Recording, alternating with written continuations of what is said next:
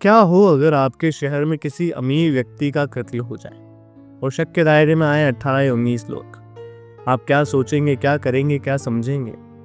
जब ऐसी कहानी को मैं पढ़ता हूँ मैं समझता हूँ कि हम में जिज्ञासा उत्पन्न होती है चीज़ों को लेकर, नज़रिया बदलता है हमारा, हम देखना शुरू करते हैं नई तरीके से। मैं बात कर रहा हूँ जासूसी उपन्यासों की, जो हम में एक प्रकार की जिज्ञासा उत्पन्न करते हैं। अगर आपको भी लगता है कि आपके ऑब्जर्वेशन स्किल्स बहुत अच्छी हैं, इंस्टिंक्ट आपका बहुत स्ट्रॉन्ग है, आपकी गट फीलिंग आपको बहुत सही इशारा देती है, तो आपको जासूसी उपन्यासों को और पढ़ना चाहिए। नमस्कार, मैं वो दोपल से आप सभी का स्वागत करता हूँ और उम्मीद है कि आप बेहतर हाल में होंगे। दोपल, जहाँ मैं उन किताबों की चर्चा कर रहा हूँ जो हमारी ज़िंदगी में कुछ बदल देती। ये वही किताबें हैं जो अक्सर हम में एक बदलाव का कारण बनती। बहुत खूबसूरत किताबें। वैसे तो अक्सर मैं इंग्लिश नॉवेल्स नहीं पढ़ता हूँ, लेकिन आज जिस नॉवेल की मैं बात करूँगा वो इंग्लिश नॉवेल ही है।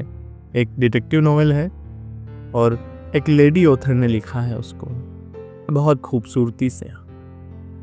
और अगर आपको भी किताबों के समरी जानने का शौक है, पढ़ने का शौक है, सुनने का शौक है, तो हमारे चैनल दोपल को सब्सक्राइब कर लीजिए और बेल आइकन को प्रेस कर लीजिए ताकि आप तक बुक समरीज के अपडेट्स आते रहें। अब चलिए बात करते हैं उपन्यास की। उपन्यास से पहले उस लेडी की जिसने इस उपन्यास को जन्म दिया। मैं बात कर रहा हूँ novel the murder of Roger Ackroyd की, जिसकी ऑथर है, इंग्लिश ऑथर है अगाथा क्रिस्टी, जिन्होंने इस खूबसूरत उपन्यास को जन्म दिया। और उपन्यास डिटेक्टिव नॉवेल है, जासूसी उपन्यास है और 1926 में इस उपन्यास को लिखा गया। लेकिन जब आप इसे पढ़ते हैं तो आपको लगता नहीं कि 1926 में लिखा गया होगा। करीब 99 ईयर्स, 99 साल इस उपन्यास को होने आए हैं, करीब 100 साल हो जाएंगे।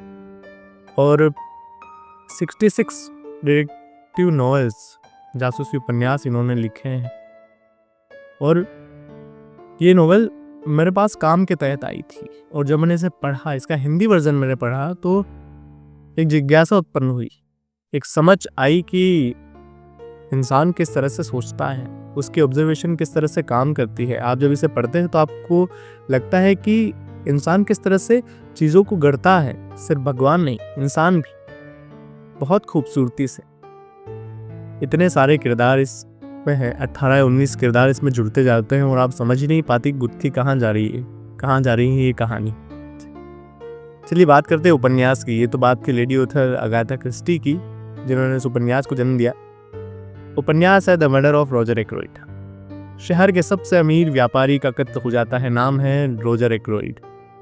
इनके मित्र है डॉक्टर शेपर्ड, जेम्स शेपर्ड, जो हमको कहानी सुना रहे हैं, पूरी कहानी। और डॉक्टर शेपर्ड को पता चलता है कि रॉजर एक्रोइड को ब्लैकमेल किया जा रहा है, तो ये उनसे मिलते हैं उस सिलसिले में रात को करीब 9-9:30 बजे। और जब वो मिलकर लौटते हैं तो इनको एक फ़ोन आता है रॉजर एक्रोइड के बटलर पार्कर का कि साहब का कत्ल हो गया, आप जल्दी आ जाइए। हड़बड़ी में डॉक्टर शेपर्ड भागते हुए जाते हैं उनके घर और दरवाज़ा खटखटाते हैं और पूछते हैं कि क्या हो, साहब का कत्ल हो गया। पार्कर चुप जाता है क्योंकि उसे पता ही नहीं, उसने फ़ोन किया नहीं है। वो कहता है कि साहब, मैंने तो आपको फ़ोन नहीं किया, साहब तो ऊपर सो रहे हैं। दोनों हड़बड़ी में ऊपर जाते हैं, दरवाज़ा खटखटाते हैं और दरवाज़ा अंदर से बंद है। धक्का लगाकर खोल देते हैं दरवाजे को और देखते हैं कि रॉजर एक्रोइड की पीठ में खंजर भोंका गया है, उनका कत्ल हो गया।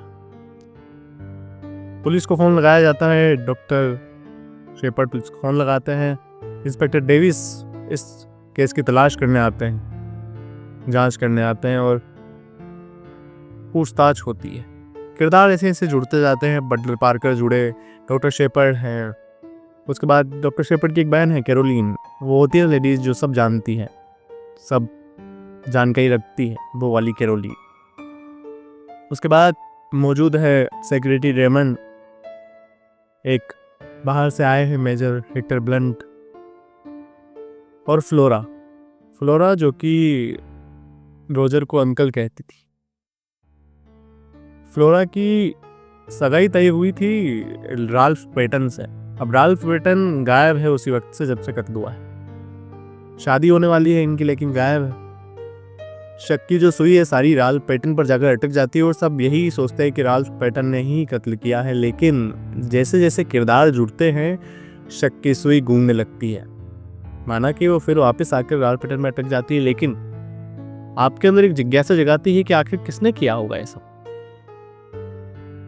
अब जब फ्लोरा को पता चलता है कि राल्फ पैटन गायब है और शक राल्फ पैटन पे किया जा रहा है, तो उसे पता चलता है कि एक डिटेक्टिव है हरक्यूल पायरो, जो भी इस शहर में आए हुए हैं, रिटायर्ड हैं, और वो उनके पास जाती है कि डिटेक्टिव पायरो आप ही इस केस की जांच कीजिए और साबित कीजिए कि राल्फ पैटन खूनी नहीं है। लेकिन पायरो कहते हैं कि जब राल्फ पैटन गायब है और सारे शक उसी पे किए जा रहे हैं, तो जाहिर सी बात है कि उसी ने कत्ल किया है। अगर नहीं किया है तो वो गायब क्यों है? लेकिन फिर भी फ्लोरा बहुत उम्मीद से जाती है और उन्हें बताती है, तो पॉयरो मान जाते हैं। पॉयरो और डॉक्टर शेपर्ड मिलकर इस केस की जांच करते हैं कि आखिर हुआ क्या। और जब इस कहानी का अंत में देखता हूँ तो मैं खुद चौंक जाता हूँ। वैसे तो इस कहानी को जब आप पढ़ते हैं तो 5th या 6th चैप्टर में ही आपको हिंट मिल जाता है कि किसने इस कहानी को जन्म दिया है और कौन इस कहानी में विलन है, किसने कत्ल किया होगा, अगर आपकी ऑब्जर्वेशन स्किल्स बहुत अच्छी हैं तो।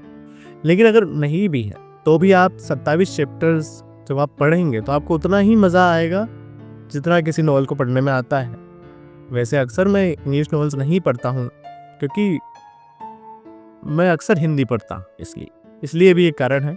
लेकिन जब ये आई मेरे पास नॉवल तो मैंने पढ़ी और मुझे बहुत अच्छी लगी, क्योंकि डिटेक्टिव नॉवेल्स अक्सर क्या करती हैं, आपके अंदर जिज्ञासा पैदा करती है, आपके माइंड को शार्प करती है, आपके सोचने समझने की शक्ति को थोड़ा अलग बनाती है।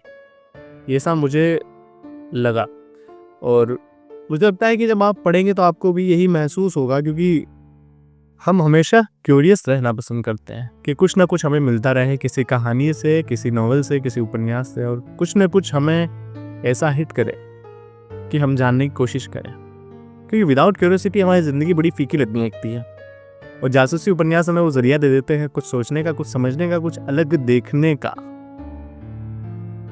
और जब आप जासूसी उपन्यास पढ़ लेते हैं तो आपको समझ आता है कि कितना महीन, कितना बारीक काम है और कितना मुश्किल काम है किसी किरदार को गढ़ना। खासकर जासूसी उपन्यासों में 18 या 19 किरदार इसमें शामिल है, शायद कम ही बता रहा हूँ मैं। और जैसे जैसे किरदार जुड़ते हैं आप उलझते जाते हैं, लेकिन साथ ही आपके अंदर जिज्ञासा भी उत्पन्न होती है कि आखिर हुआ क्या होगा। और 1926 की मैं बात कर रहा हूँ, 99 ईयर्स इसको होने आए हैं। उस समय में किसी लेडी ने इतना अच्छा उपन्यास, इतना अच्छा डिटेक्टिव नॉवल लिख डाला, यही बहुत बड़ी बात है। क्योंकि आपको समझ आता है कि किस तरह से किरदारों को गढ़ा गया, किस तरह से उनको शेप दिया गया और किस तरह से उस चीज़ को इतना सिंप्लीफाई किया गया और इतना बारीक रखा गया कि आपको समझ ही नहीं आता कि क्या हो रहा है आखिर।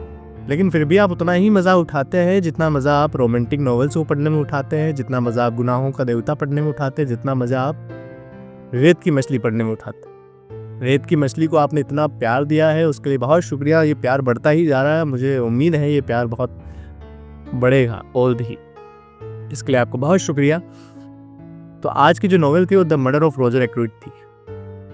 इस नॉवेल को आप ज़रूर पढ़िए क्योंकि ये आपके अंदर ऑब्जर्वेशन स्किल्स का बहुत अलग तरीके से डेवलपमेंट करती है। अगाथा क्रिस्टी ने लिखी है, हिंदी वर्जन भी इसका मिल जाएगा और इंग्लिश वर्जन भी आपको मिल जाएगा।